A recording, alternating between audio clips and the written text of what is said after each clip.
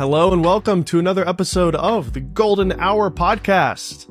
I'm one of your hosts, David Altizer. And Connor McCaskill. And we are coming at you about a month after our last recording. And if you're watching this video on our YouTube channel, it's been even longer. And there's a couple of reasons for that. Number one, this is us kind of announcing that we're primarily an audio-first podcast moving forward. So if you're a fan of the show and you consume it on YouTube, please consider subscribing on your audio podcast player of choice, whether that's Apple Podcast, Spotify, like Connor, or Overcast, which is one of my favorites. But all of them are there. They're everywhere. Google Podcasts. We're on every service. So please make sure to subscribe to the audio if you're a fan of the show and you consume on YouTube. We're going to continue to post on YouTube. We're not going to kill the channel. Just going to be more selective for special guests or special occasions. And that's definitely the case today for this episode because a lot has happened in the last couple of months, and especially the last month for me in particular. And that is because I had a baby. Well, my wife had a baby. We had a baby. Yay. We've got 3 boys now. You can see in the photo here, this blurry low-res photo. There you go. I've got 3 boys. My wife was a total champion and had the baby fully natural. This was back in October, so it's been a while. So I've been kind of in the ringer here, in terms of living the dad life and balancing work and family and everything. Yeah. I don't know why the images are not loading here on Google Photos. Boo, Google Photos. But yeah, these are just some images of my son, JJ. His name is Jonathan James, and we've just been calling him JJ. And these are just some images of my oldest son, Ryan, holding him. And Connor got to meet him last week. So here's a nice image of Connor holding the baby. JJ's looking a little angry in this photo, but he wasn't having it. He was like, who's this guy? I don't like him. Yeah. So yeah, very excited to welcome a new addition to our family. It's been a bit of adjustment dealing with an infant and 2 older, boys that are also rambunctious and crazy in their own right. But it's just a ton of fun. We're having a lot of fun with the 3 of us, or the 3 boys. But it's a lot of work as well. So, but yeah, that's kind of an update for me personally, having another baby. So yeah, obviously Dave having the baby definitely is a great excuse as to why this podcast hasn't happened in a while. Lots of camera news has been happening lately as well. And honestly, the biggest camera news, I think in honestly quite a while, is the Sony A9 Mark III. Right, Dave? Yes, the A9 Mark III. I was really excited about this camera and seeing all the rumors about it because this is the first of its kind. This is a global shutter full frame censored camera. Mm-hmm. If you're a camera fan, which many of you are, I'm sure you guys are already aware of this. Again, we're coming in a little late on the news here, but we just wanted to share our overall thoughts on this camera. I'm stoked about it. Looks like Sony really touched a lot of the kind of pain points that a lot of us have with their body style as well. They rounded off the edges quite a bit. They've softened the grip. They've made the grip slightly larger. Right. Going off of these images, it doesn't really look like that's the case, but you can see how kind of the corners are slightly rounded now rather than being super sharp, which has been the case with Sony cameras in the past. So that's good. I mean, they're taking ergonomics into consideration when they're building this. I would imagine moving forward, we're going to see this in future cameras as well. They've also got the wonderful flip screen that is like a dual purpose, flip out and flip around screen. This is literally the best screen on the market. I think every camera should have this. I don't know who owns the patent or the technology on this, probably Sony, but I would love. Panasonic has a camera with that, right? Yeah, I don't know how you can get this in here, but give me this on everything because this is the coolest idea. Yeah, I mean, it satisfies both the photographers who want the classic tilt-up screen, and it satisfies all of us whining YouTubers who need a flip-around screen. Yep. It's perfect. And if you're taking photos vertically, obviously you can go in this orientation. You can see in the video where you can flip out the screen and take vertical shots. So this is the coolest engineering design I've seen in a while. And yeah, like you said, the S1H was the first one that I saw that had something like this, but it was thick and chunky. The GH6 also has a similar screen, but Sony has figured out how to make it really compact, and it doesn't seem to affect the like thickness of the screen that much. So yeah, no, I agree. I think it's well designed. It's really awesome to see the grip get changed. As you and I know, the Sony grips have always been uncomfortable. That's been a huge plus to Canon, or in this case Lumix lately. But now Sony's finally fixing that. Maybe they also fix their menus. That would be great. I mean, no, it's the same. I think, yeah, same system. The newer Sony menus are definitely better, but it's still the same. Besides that one little like extra feature, which is nice, but they can improve. The A9 series for the last couple years, all the way back to the original A9, the Mark I, was designed to be kind of the sports journalist camera. The camera that was designed to replace like a 1DX series, or the what is it, the D3, I think, from Nikon, or D4 or something.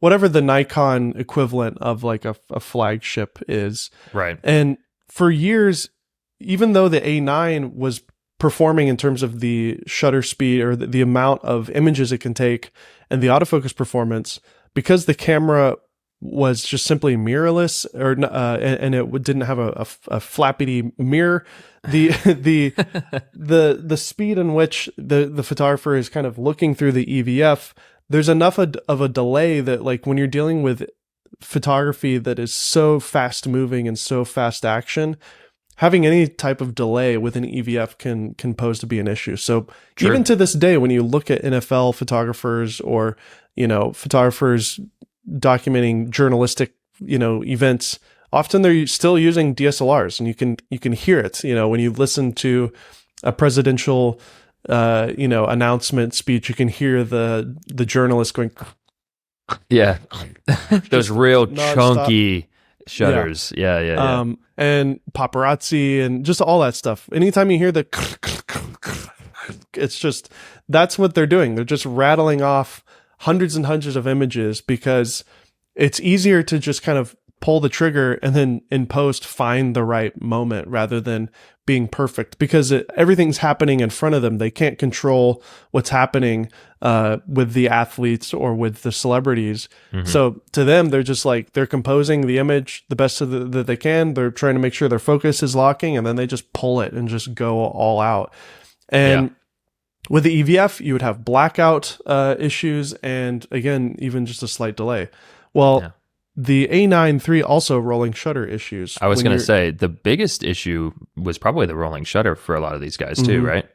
Yeah, exactly. The mirrorless cameras, I don't know the difference really between like a mechanical shutter and a mirrorless camera versus a DSLR, but I do think that there was just always issues with rolling shutter, especially when you go into electronic shutter mode. But yeah, I can't speak for DSLRs, but how it works with a lot of mirrorless cameras is that when you take a photo, it's not taking a pure moment in time. It's capturing a line at a time, right? So as you click the shutter, you didn't take the whole photo. You took the first line of pixels, and then the next lines go. Well, and when for electronic shutter mode, yes, but when you're using a mechanical shutter, even in a mirrorless camera, it still is.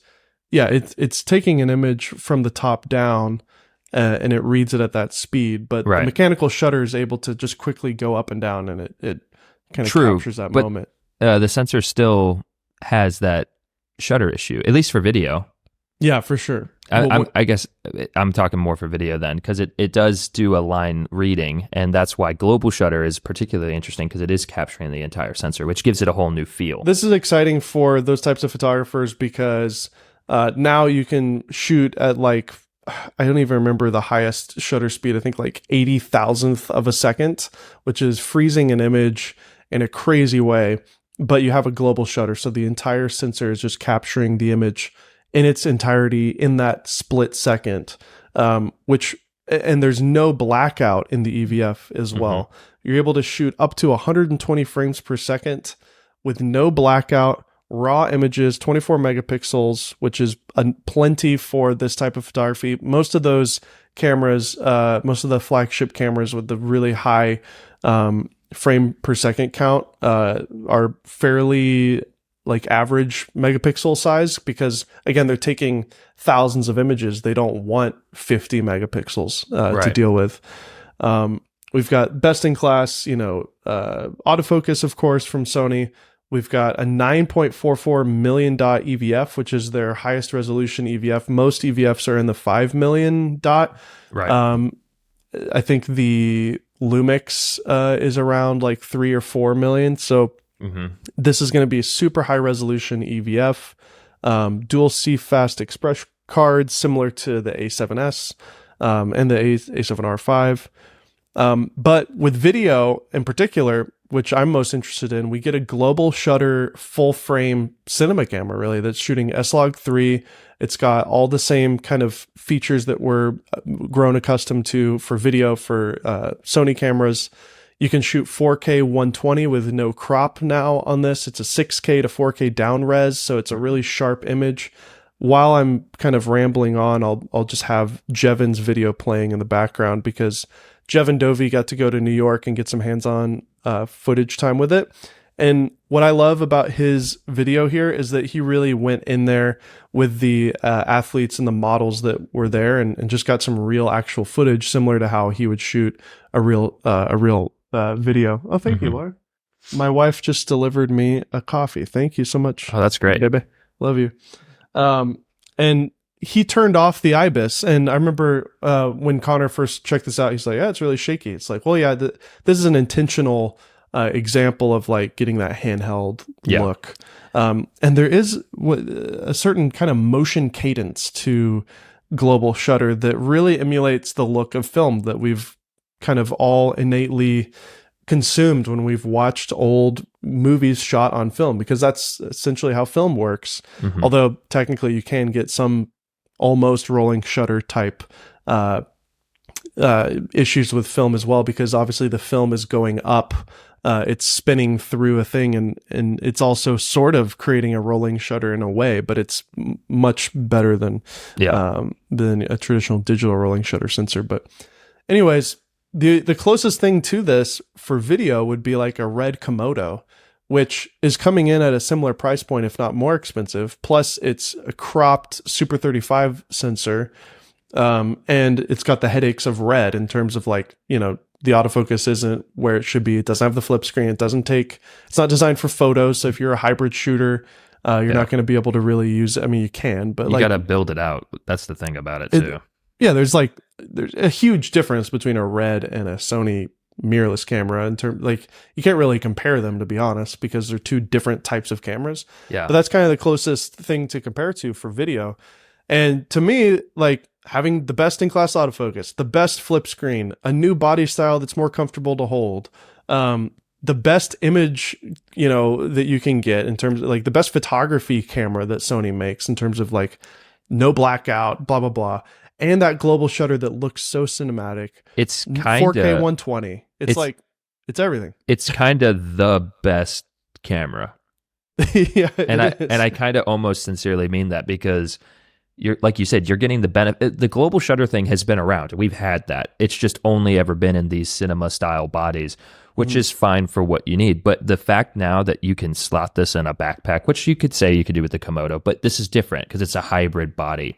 I think that's the coolest. I mean, obviously it's full frame, which is also great, but like, they're like first global shutter on a full frame, but it's like, it's also hybrid. Like, I think that part is being undersold a bit, and I don't know. It's pretty cool. It's just going to cost you a bit of money. But when you consider everything you're getting, it's actually reasonably affordable. Yeah, it's, of course. Yeah. It's $6,000, body only. And Sony's glass, if you want to get into the G Master realm, is in the $2,500, $3,000 range if you want a good GM lens. Yep. So, if you're getting into the system, you're spending probably $10,000 to get a couple lenses in this body. Right. So that's definitely not something to fret at when you can buy, not fret. I don't know what the word Scoff. I'm looking for, scoff at, but like when Yeah. you can buy a Lumix S5 II for under $2,000, essentially. And get some relatively solid lenses for under $1,000 each. They've got these great Panasonic prime lenses that Connor and I have that are fantastic. They're each like $300-$400, you know. So, but that's not. Like, It's different. I think that's understood. Like, as long as you guys understand that, for those who care, this is a great, exciting new camera. And if you're a video shooter, I would still maybe hold off and just like see what happens in the next year. If you guys are already shooting on the A7S or the FX3 or the FX30, any of those kind of more traditional video cameras, even the A7 IV, like those are giving you 99% of what this is going to give you. It's just that global shutter is a nice little extra. And I'm curious to see what they do now with this new body style and with this screen for like the next A7S, because imagine if they do a global shutter low light camera with the same flip screen with the same body, and it would probably end up being a little cheaper too. It'd probably be like 35 or 4 or whatever. Because the A7S, I think, is a cheaper camera than this. A lot of the money, a lot of the stuff that you're paying for with that, the A7S is $3,500. Yeah. So a lot of the money that you're spending on the A9 is going towards a lot of the photography features that many of us video people simply don't need. So, but if you kind of want the perfect hybrid, I think this is it. I think the A9 III is kind of, for the first time, like one of the best all-around cameras. People always say it's hard to call something the perfect camera, but like I'm having a hard time, with the exception of the price point, I'm having a hard time seeing any real flaws with it. I don't know. I'd even argue the price point isn't flawed, because like the 1DX Mark III is, I think, $5,500, and that's like, that camera is weird. It almost shouldn't have existed. Oh my, it's more, $6,500. So right now, a camera that came out in 2020, which is old tech at this point, and it's using a discontinued mount as well, EF, is $6,500. So when you compare it to what the consumers of this product, the people buying this level of camera, they're willing to spend $6,500 on an outdated DSLR. So in that context, it's $500 cheaper for a technologically superior, smaller sized camera. So Sony is definitely probably going to, I would imagine, win with this in the market. I think what they did was smart, because yes, it is priced kind of perfectly for all those people that are still using DSLR cameras like the 1DX Mark III. It's like, hey guys, look at this. Pretty cool. It's a little cheaper. This is 20 megapixels. Yeah. It can do 20 frames per second, because it's limited by how fast the mirror can flip up and down. I mean, 20 frames per second mechanically flipping up and down is pretty amazing, but 120 frames per second raw with a global shutter with no rolling shutter is nuts. And they've obviously designed it to not give you the 120 frames per second for every shot, because they added a button right here on the front that I'm sure you can customize to be other things, the C5 button. And that's like the fast frames per second button. Yeah. So you can have it set to like maybe 10 or 15 frames per second on the normal trigger. So it's just like a standard burst. But then in those moments where you're filming, you're taking pictures of somebody. F1. F1. Yeah.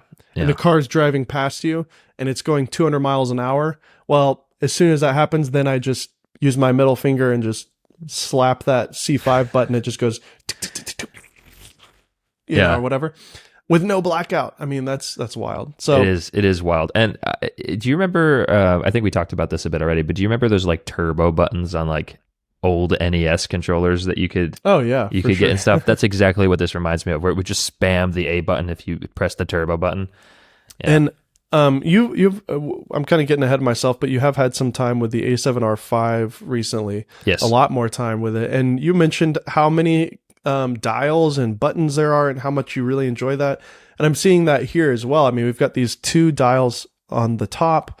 One of them is locked. I think that this is the same setup we've seen with the A7 IV and the A7R5. Yeah. And yeah, I love all the locking dials, the buttons, the customization that you can have. And then the back dial is still there as well. Yeah. That you can set. So you get 4 dedicated dials that you can program to do essentially whatever you want.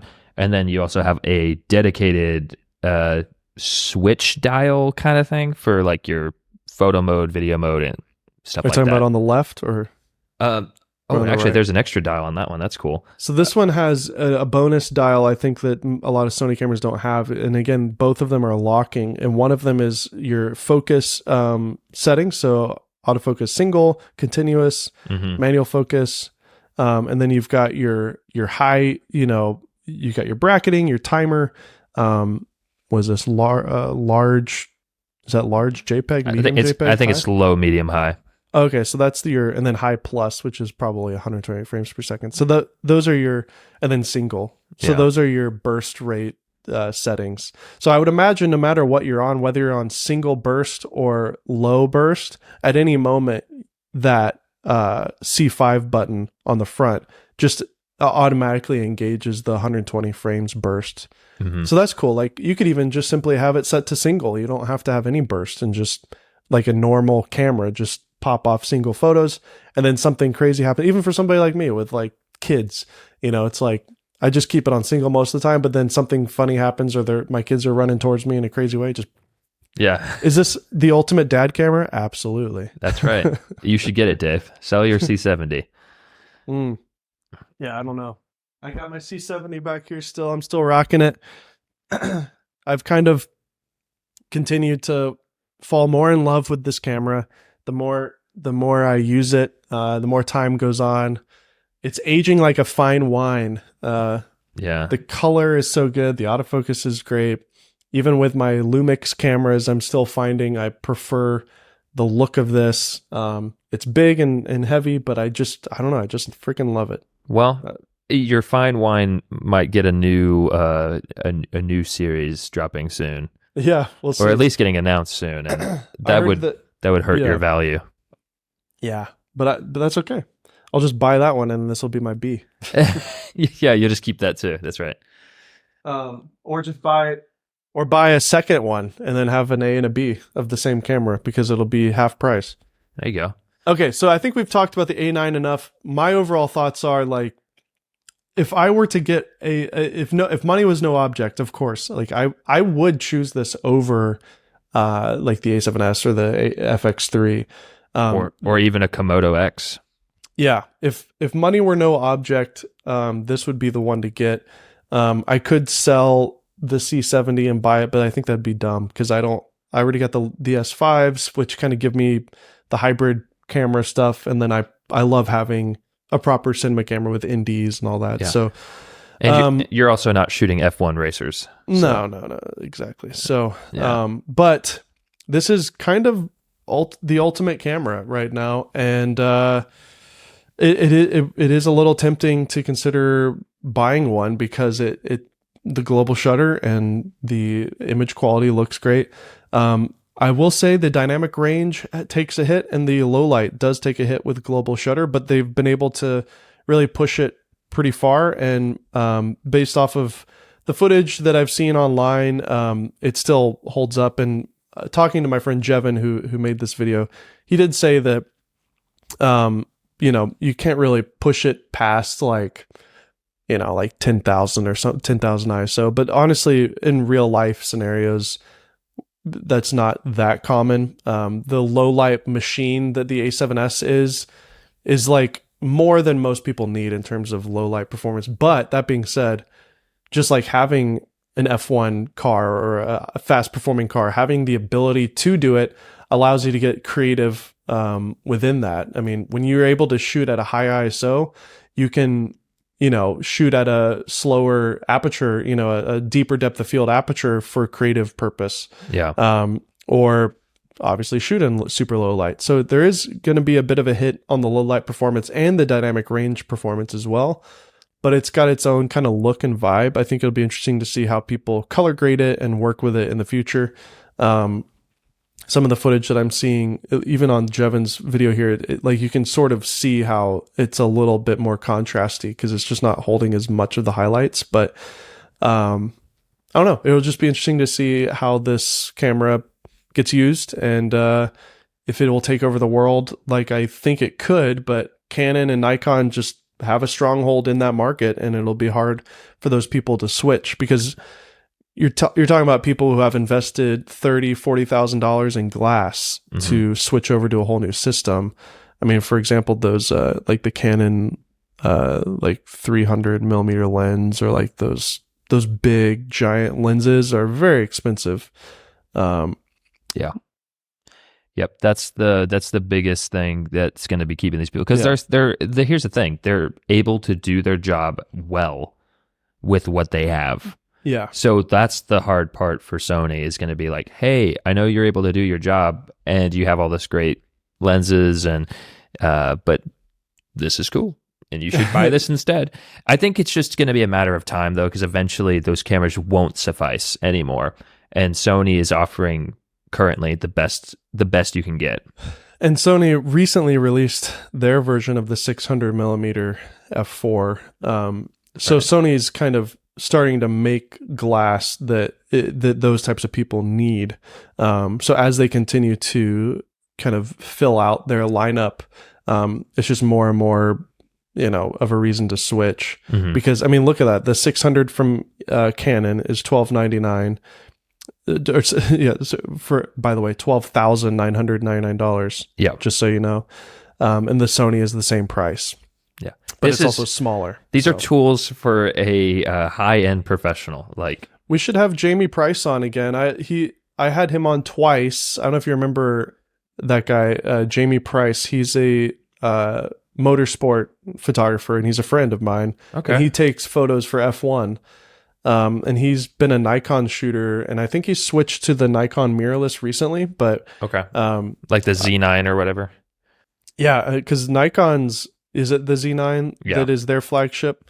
They kind of came out with this, which was sort of, I guess, competing in that world, but not really, because it's a larger megapixel. But the Z9 was a big camera for them in this price bracket and in this world, but I don't think it's as good as the A9 now for these types of photographers. So yeah, I'm curious to see how this progresses for video shooters, though. It'll be interesting to see what they make for the next A7S line.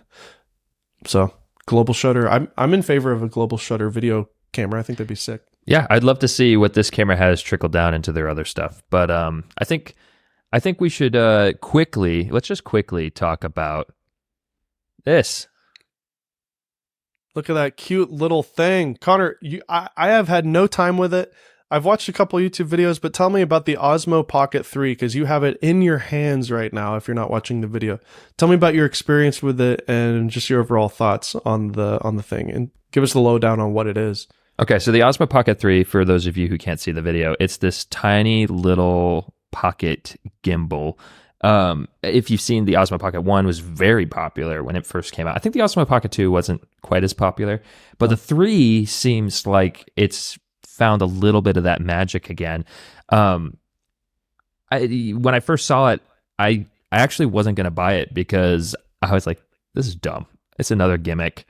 Like, the Osmo Pocket 1 was cool, but like, I don't know, it's not that interesting. But you actually convinced me that I should go out of my way and buy it. Which turns out was very hard. It was difficult to find because it is very popular. I could not find it on Amazon. I could not find it on B&H Photo. I did find it at Best Buy, but there was only one left in all of Middle Tennessee, and I ended up driving over an hour to go get it. I had to order it ahead of time because they wouldn't hold it for me. But anyways, Osmo Pocket 3, it's a great little thing. It has this little, I call it the switch screen. They call it a flip screen, but I think it's a switch screen, like a Nintendo Switch. It's very satisfying. And if you flip it back vertical, it does vertical shooting mode, which is brilliant. So it does 4K, 10-bit. up to 60 frames per second. You can record in D-Log. And of course, because it's a DJI product, it has those nifty extra things that you'd expect to see, like ActiveTrack 6.0, which I think is fantastic because I film a lot of stuff by myself, and having something that can act almost as an operator is just a nice little trick to have as a solo shooter. So I love this thing. I was going to return it after I reviewed it, if I'm being honest, because I was like, it's cool, but I don't need it. I'm keeping it. It's going in my backpack. I'm taking it with me to Germany. It's the perfect B camera because I don't have to, it doesn't take up any space in my backpack. So I can pack well, I'll say what camera I'm bringing later, but I can pack my current camera with some lenses, and then I just tuck this in anywhere. And it's just non-invasive, which I really like. Obviously, iPhone is its biggest contender, which is what my video is about. And it is a good contender. There's a lot of reasons to use an iPhone over the Osmo, but at the same time, I prefer separation from my phone and my camera as much as possible. So I like the Pocket 3. That's high praise. Yeah, I mean, what's cool about it too is like it takes kind of the headache of gimbals out, because like gimbals are really great tools for specific type of shooting, but one of my least favorite parts about using a gimbal is just, the fact that one of my cameras is going to be stuck on a gimbal. I've got to balance it. I got to make sure that, it's properly balanced, and it's clunky. And like, how do you store it? If you're moving from one location to another, you can just turn it off. And DJI has done a great job coming up with solutions to all these problems with the automatic kind of like locking switches, which is like insane that they figured out how to do that with the RS3. I would go grab it, but I'm locked in with headphones, but I have the RS3 Pro behind me, and that is still currently my favorite gimbal because of the locking features. It is fantastic, but you're right. Well, they do have a quick release on it too, so that's nice too. So it's not, they've made a lot of those headaches not as much of a headache, but it does take up a lot of space. Yeah. And this doesn't. To me, I feel like gimbals are kind of overused, honestly, quite a bit. And so gimbals are really great for wide establishing shots of your location. Maybe in this use case, using it as a vlogging walk and talk camera, because it'll perfectly stabilize your walking shots, and it's small and it's got that nice flip screen, and it's a wide angle lens as well. So now this is a valuable tool for that type of shooting compared to like a switch pod with a big camera potentially. But honestly, I don't know. I mean, what do you think about that? Like using it as a primary vlogging selfie camera, or would you rather use your real camera so that you can always switch it around and get good shots with it? I think shooting vlog stuff. I think what I like about it is that it can be used that way. I don't think I would purposefully use it that way. I think my real camera is still my real camera, and that's the thing I'm going to use. Even though the iPhone 15 Pro, for example, looks really good, I'm not going to use that over my camera. I think what it comes in handy is when you're like, I need to grab something really quick. I don't want to set up my camera. Or more realistically, I need to get a shot of me. I can hand this to anyone and they can operate it because there's nothing to it. Yeah. Right. I could hand this to my mom and she could figure it out. You know what I mean? So, well, and a lot of the things that you're talking about, some people might say, well, wasn't the last two Osmo Pockets also able to do those things, the Osmo 1 and the Osmo 2? It's like, yeah, they were, but it looked much more like a cell phone camera, whereas this is giving us the 1-inch sensor that DJI has been using on some of their higher end drones, which definitely makes a big difference. It starts to really match better with a real camera. Yeah, because you can get some sort of decent image and slight depth of field as well with it. But this also gives us a lot of new, like you're saying, new features with the active track. One of my favorite features that I've seen in here is that, you can draw a box over your subject and it'll track it, but you can also position it compositionally where it should be in terms of like compositionally, not just in the center. It's not just going to keep your subject in the center. Right. So you can have like a wide establishing shot of a landscape tracking onto your vehicle in the middle of this beautiful landscape, but you can have it off onto the left third of the image, and it stays there, which makes more sense compositionally as a cinematographer. So that's a nice little feature they've added. And yeah, having the nice flip screen on it is just, it's a bigger screen, and it makes sense, for vertical shooting for people who are on Instagram and stuff. But again, like, is it worth spending $500 on the thing? I mean, what are your thoughts on the price point when you compare it to an iPhone? I think if you have an iPhone 15 Pro specifically, it's a harder sell. Yeah. If you have any phone older than that, it's not. Like, I think it looks much better than a 14 Pro or anything before that. So I think that's a positive. It's really down to the Apple Log. Apple Log was a huge deal, and it still is. But yeah. I think that they did a good job of making it worth the price. Because when I heard the price at first, I was like, that's too expensive. But now that I've used it, I've held it, the build quality is fantastic. Like, nothing about this feels like I'm going to break it, which is great. Which would be a concern because, it is a gimbal. So you wouldn't want to overstress the motors or anything like that. So I think it's worth the price. I think they did a good job. I think $500, because it can be your A camera, especially if you pair it with those DJI mics, which it can connect to it directly, which is fantastic. So you could have just this with the mic and create some pretty cool content.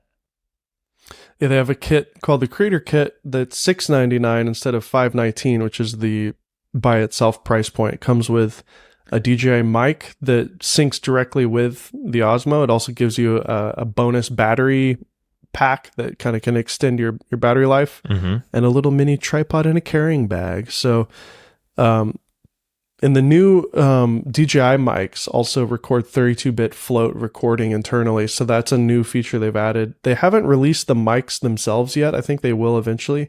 But for some reason, like, the newest version of the mic is a part of this little package, and you can't get the mic any other way, which is interesting at the moment. That is funny. But yeah, I think for a lot of, smaller creators who are maybe travel vloggers or shooting on their phones already, like, this is a nice upgrade for those types of people. And then for people like us who are cinematographers who just need like an extra bonus angle, don't want to carry around a gimbal all the time, this can be your primary wide angle establishing gimbal shot camera. And then you just get your gimbal shots, and then you just pack it away and keep moving with your real camera, So, or main camera, not real. This is a very real camera as well. It's a real camera, just like now your phone's a real camera. It's just, a biggie boy camera, And also props to you on the video. I watched the video, and I think I called you or left a comment and said, this feels like a real, like, classic Kinotika style video. Like, this was just really well shot, well produced. And it turns out that it was not for nothing, because this is your first 100,000 viewed video on the channel since you've gained control. So congratulations. Thank you. Yeah, I am very happy with that. It's my first 100K video that's just solo. Like, I made it. Yep. So that was very exciting. It shows me it's like, okay, I know how to do this. I know what I'm doing. I just need to listen to David's advice and do what he tells you to make. Yeah, I just call you and say, all right, Dave, what's this week? No, I'm joking. Sorry to take that away from you. No, but it is true. It is true. You still have your pulse, like your finger on the pulse of all this. It's hilarious. Yeah, I had to basically convince Connor to do this video, and I'm glad you did. Yeah, well, I was working on a different video, which we're about to talk about. Yeah, which is not at 100,000 views. Well, it's also only been like 2 hours since you posted it at the time of this recording. Yeah. But no, not to take away from this, I want to just give you a compliment. I really think that this was an excellent video. It was well shot. Thank you. You went at the perfect time of year at this location, because it's just the beautiful fall colors in this location here. But I remember watching the video. If you haven't watched the video, we'll link it in the show notes. Definitely worth a watch. I just think like, and it's 9 minutes too, which is good. It's a longer video, which helps right now. Yeah. But it's not long just to be long. No, I hate that. I actually, there's good content throughout the whole 9 minutes, I think. You have to intentionally design a video with long content that's providing value. Even this like opening shot with the water reminds me of like Laguna, how we would always have the rocks with the water. But it's just a lake. So I know. Works out. Well, I went back there and that green moss is dead. Oh, so wow. I went there at just the right time. I mean, like, look at that opening shot there. That's a beautiful shot of the lake with the fall colors. And I mean, that's an awesome location you went to there. So, yeah. But yeah, high compliment on the video, just solid review. Like, this is just a classic good review, and you did all of it yourself. No help. So that's very awesome. That's right. I'm a big boy now. All right. Okay. So speaking of your channel and your content, let's talk about this recent video that you posted. I traveled 1,000 miles for this photo. You posted it. This has been a long time coming, a lot of work on this video. Everybody needs to stop what they're doing right now and go watch this video. I would appreciate that. Yeah. It's a lot of work. I'm not gonna ruin it by playing it during this podcast, but tell us about this video. What's it about? And tell us about the process of this giant production. So in talking to you, I've been, we've been talking about the fact that the camera review scene, it's still lively and it still gets views, but it's just not as much as it used to get. And so we were talking about like, well, okay, how can I pivot my content to be still in our niche of camera equipment and photography, videography, but also have somewhat of a broader appeal as well. And I've been watching Yes Theory now for the last year. I know they've been around a lot longer, but I more recently discovered them, and I've been very inspired by them lately. So I wanted to try a video that was kind of marrying the two styles, right? So their style of more story-based content, travel-based content, and then camera equipment and stuff like that. So I ended up flying to Canada. Well, actually, I flew to Buffalo, and then we drove up to Canada to this beautiful location called Bruce Peninsula. If you have never heard of it or seen it, I highly recommend it. I had no idea this place was in Canada. My friend recommended it. Jordan, he's in this video. He's in this video a lot. Jordan's really cool. He's a rock climber. And we just go on an adventure, and I was challenged by the sponsor of this video, Sal Digital, to basically come up with a photo at the end of this trip that I would get printed, and I get it printed rather large. If you can see it, there's part of it in my camera right now. Yeah. If you get a little tease of it right there. But I only had 24 hours to do it. It's astrophotography. I had one night, and things go wrong. There's tons of up and down. I think it ended up being like, I couldn't have planned it to be better. I didn't plan a lot of things that happened. Things just happened.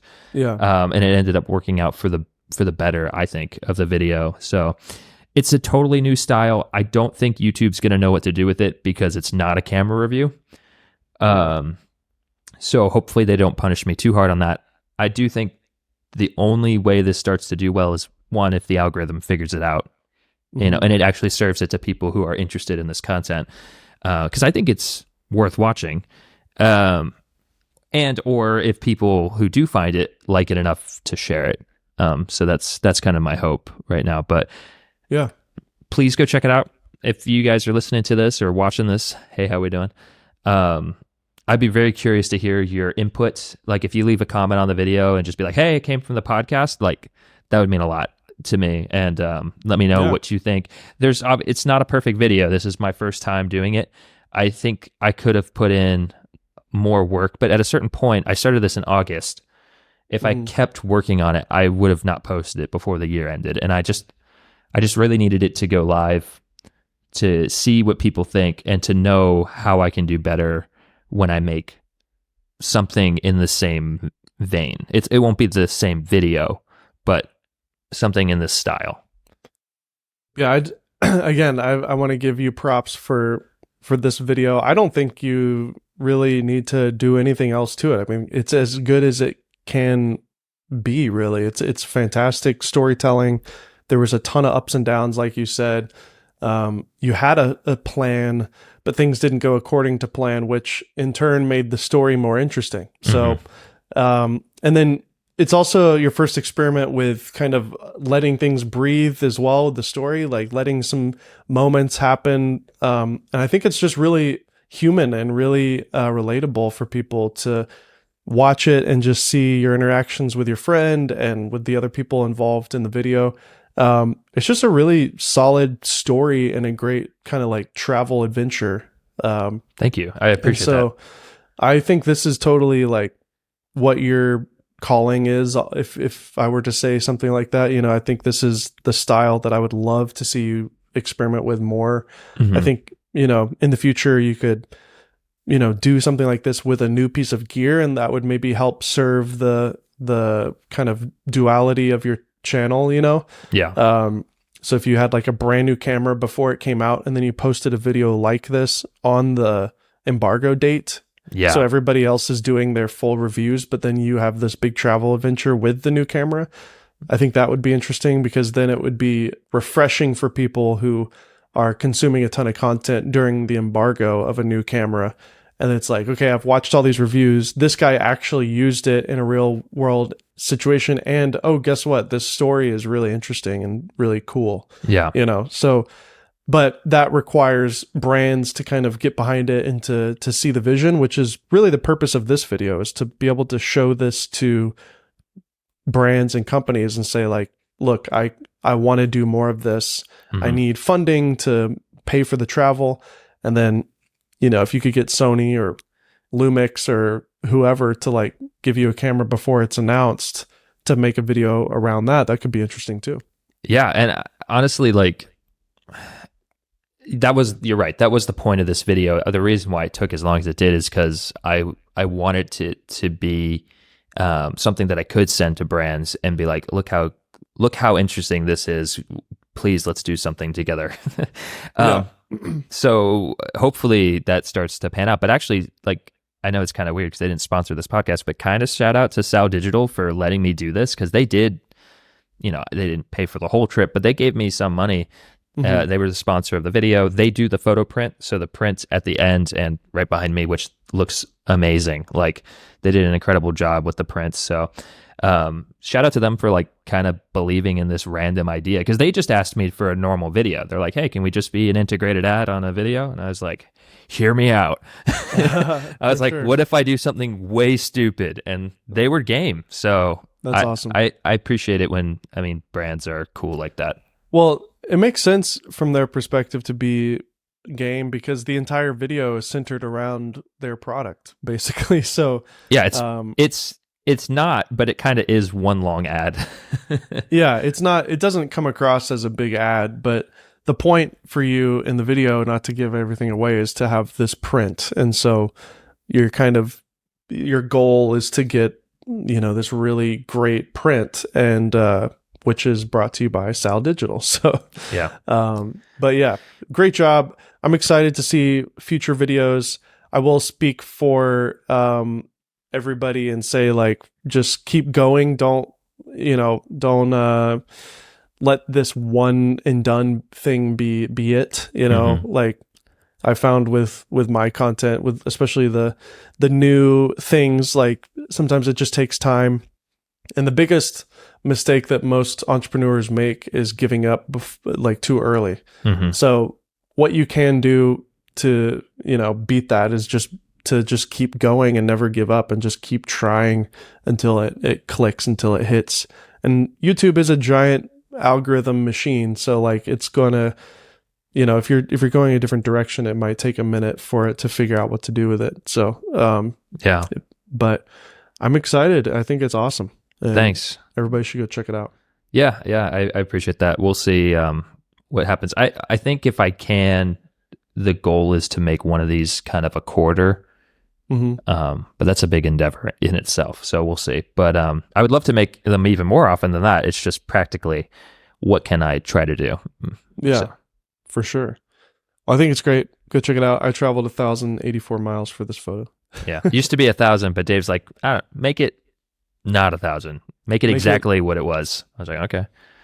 Yeah, that's based on what I see when you search I traveled like Ryan Trahan. I traveled 3,624 miles. Yeah. I traveled 1,250. I traveled 3,512. So it's just like a more interesting number. Okay. So this was another version of the thumbnail that I made for Connie Boy. It's kind of fun because it mirrors the intro and outro of the video and kind of tells the story slightly, but it's also kind of leaving a sense of mystery, like what is this? You know? Right. So that was kind of that was another version that we'll play with and see how it performs. But yeah, it's Connor looking at a blank wall on the left, and then split down the middle, and then on the right is, this beautiful starscape, and then I've got like a yellow frame in the middle where the photo will be. Yeah. So Symbolizing the lack of photo. yeah, so we're just playing around with it. I mean, YouTube is an interesting game to play because you don't really know what's going to work and what isn't. And there's always, 5 or 6 versions of a thumbnail that could work. And so you kind of try different ideas and see which one takes off. And at a certain point, you just have to pick one and go with it, But yeah, we'll see how each one performs. The other one that we have currently is essentially an image of Connor taking the photo, which I think makes a little bit more literal sense because I traveled 1,000 miles for this photo. And so the thumbnail is a really beautiful picture of him looking up at the night sky. So, but yeah, I'm happy to help out with the thumbnail on this one. It was a really fun project to work on. So sweet. Thanks, dude. But speaking of thumbnails, why don't you go ahead and expound? Because you've become, we've already talked about this, but you've become quite the thumbnail artist, and you're continuing to expand that. So yeah, a lot has happened in the last month. I've continued to work with Max Foch and Curtis Connor. If you're watching the video, you can see some of the latest thumbnails I've done for them. I let a fortune teller invest my life savings for Max Foch. A deep dive into Potter heads, which was number 3 on trending in the U.S. And Canada. Amazing. Which is cool. I broke silly laws in front of the police, which got over 4 million views in a couple days, which was a 1 of 10 for Max. This one, we intentionally made it look as kind of realistic as possible. So it is trying to look like a photo, but there's a lot of manipulation that actually happened here. But it is taken from an image of him holding the reins to a cow. He was holding an empty glass. So that's I can't believe generative AI is so good. In this image, Max is holding a glass of beer in front of a policeman. So that's the idea, is that he's doing something illegal in front of the police. I just love how generative AI is so good. I basically selected the glass that he was holding, which was much smaller and didn't look anything like this. I just said beer mug, and it gave me it took me probably like 10 or 15 tries to get the one that I landed on here, but it's just nuts that you can see through it. You can see through it, which is because of the generative AI. So, and it actually distorts what's behind it as well, through I guess, is that refraction? It's pretty impressive. I honestly feel like I'm cheating because I'm able to do things that I would not be able to do without it. So yeah. And then I took a vision healing masterclass for Curtis Connor. This one was number 1 on trending in the US and Canada. It was above Drake, which was insane. I sold Mr. Beast DNA to make cheese. Over 2 million views on that one with Max Foch. And then some of these other ones that I've already, I think, shared on the podcast before. But I have been struggling to kind of stay focused and kind of latch on to a career path for the last couple of years, honestly. Yeah. And it's just because there's so many options. It's like when you start to discover that you can kind of do anything on YouTube, that sort of makes it hard to pick what you're going to do, because you can kind of do anything. You can find an audience for almost any topic.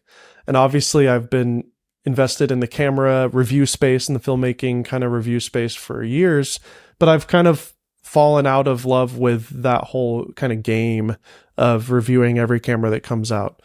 That being said, I still enjoy tech. I'm still very passionate about cameras, which is why I'm here talking about cameras. It's why I've been still posting on my second channel occasionally as well. But this thumbnail kind of world was totally done by accident. I started by working with this guy, Frame Voyager, making a couple thumbnails for him. This Christopher Nolan one performed really well.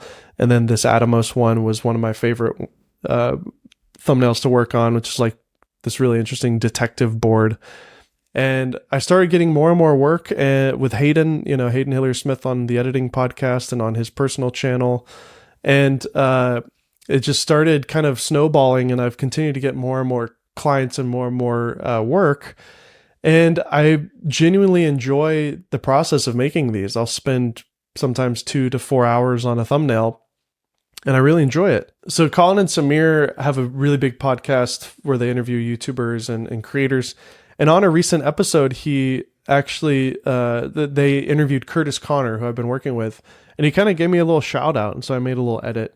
Which is like the cool part about the thumbnail dude I've been working with too. It's like, he has ideas that we like bounce off each other, and like, it's like, that's like a whole new thing for me. Which is like having someone else. Dude, the thumbnail guy, like cottage industry of our space is pretty incredible. It's crazy. You know, like that's an entire economy now of thumbnail guys. I don't even understand what they're doing. And they just like chicken scratch it and then they just flip it around and you're like, how did you do that? It's nothing amazing because from my understanding, it's not AI. And maybe that's why it's amazing. It's like, yeah, right.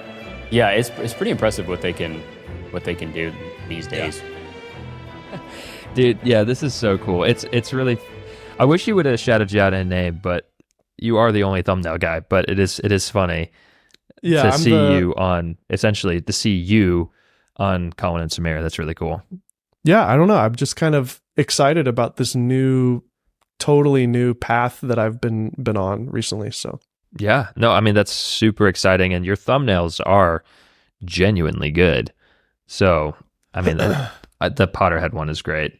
I mean, it looks like a scrapbook is what I told Curtis. I was like, your style is basically scrapbooking. Yeah. But there's a lot going on here. I mean, I took a lot of images and had to merge them together and get it to sort of look halfway decent. But yeah, and you're also paying attention to color, I noticed, because like left is red, obviously red is blue, but then also there's like a green part kind of behind the red, and it's kind of all green, and this other corner's kind of almost like a light white kind of a thing. So it's like the colors also play really nicely together. Like you are doing a lot. It's not like it's, well, this one took 5 hours to make this one. Yeah. Yeah. You don't just turn these out in no time. Yeah. Well, anyways, that's kind of the update there with that. So I did apply for Mr. Beast thumbnails. They're looking for more thumbnail artists, so I did apply for that. So we'll see. I'd be down to work for the man. Yeah. If he would have me, but little Jimmy. I haven't gotten any emails yet. But yeah. If you want to follow me in my thumbnail journey, I would highly recommend following me on X, Twitter, whatever it's called. That's where I'm posting mostly, and that's really where the community of thumbnail artists live anyways too. So there's probably other stuff we could talk about, but I say that was pretty good. That was a good episode. Oh, heck yeah. Thanks for being here, guys. Another episode of Golden Hour Podcast in the books. Woohoo. And we're happy to be on the YouTubes for the first time in a while. So thanks for watching if you've been here. Please consider subscribing on your audio podcast platforms, Spotify, Apple Podcasts, Google Podcasts, Overcast, wherever you listen, if you haven't already. And that's where we're going to be continuing to post the audio show. Everybody go watch Connor's latest video. I traveled 1,000 miles for this photo. Go check it out. Leave a comment. Say you came from the show. That would mean the world to Connor, I'm sure, to see you over there and to give him some support on that one. And hope you guys have a wonderful holiday. Thanksgiving, Black Friday. Go buy some fun hard drives. It's always a good time to stock up on hard drives. Everyone's favorite holiday, Black Friday. Absolutely. Yeah. And hopefully you guys Won't have any crazy family drama, but there always is some sort of thing that happens. for Hopefully, us. if you have family drama, it's at least funny.